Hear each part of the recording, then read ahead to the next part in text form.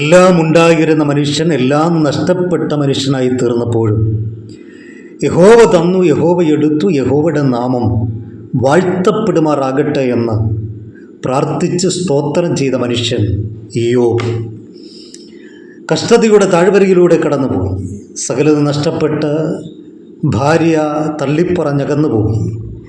എങ്കിലും ദൈവത്തെ മുറുകെ പിടിച്ച ഭക്തനായ മനുഷ്യൻ ഇയ്യോബിൻ്റെ പുസ്തകം 42 അധ്യായം 10 വാക്യം, ഇയ്യോബ് തൻ്റെ സ്നേഹിതന്മാർക്ക് വേണ്ടി പ്രാർത്ഥിച്ചപ്പോൾ യഹോവ അവൻ്റെ സ്ഥിതിക്ക് ഭേദം വരുത്തി.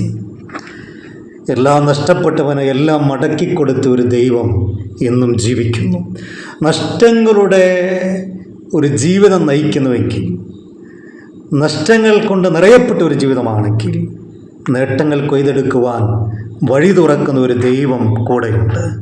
ആ കർത്താവിൽ ആശ്രയിക്കുക, ശരണപ്പെടുക, ദൈവം വഴി തുറക്കും.